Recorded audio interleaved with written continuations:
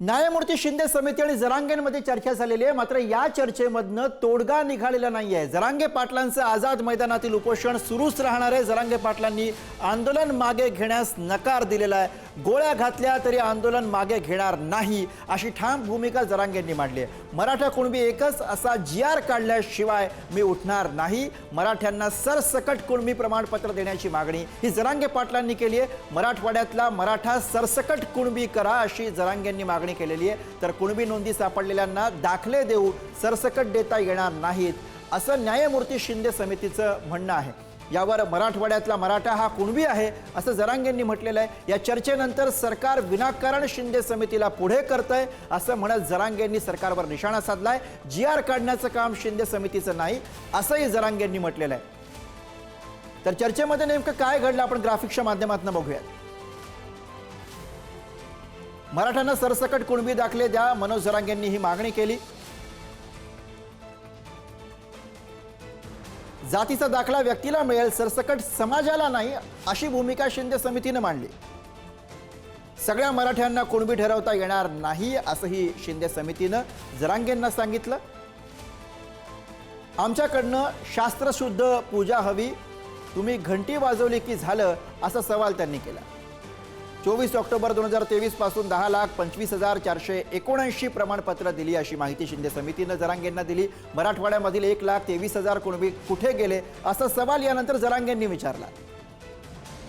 मराठा कुणबी एकच असा जीआर काढा, तोवर माघार नाही अशी ठाम भूमिका जरांगे पाटलांनी मांडली।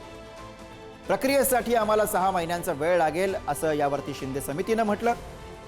13 महिने शिंदे समितीचा अभ्यास, अजून मुदत कशाला हवी असा प्रश्न यावरती जरांगे पाटलांनी विचारला।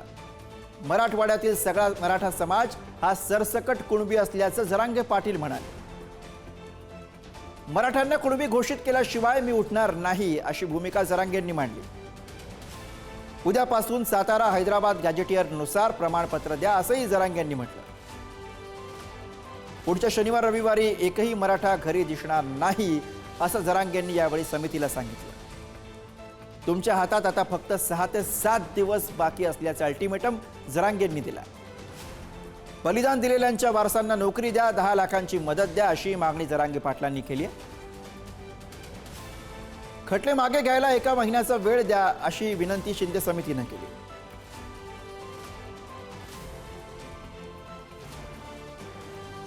सर मराठवाड्यातला मराठा कुणबी बस त्याच्यात तर तेवढंच ना, नसतं तर ठीक होतं।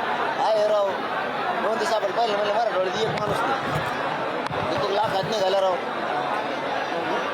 काहीतरी सांगायचं वाटलं करायचं, त्याच साहेब नाही तर त्यात नाही।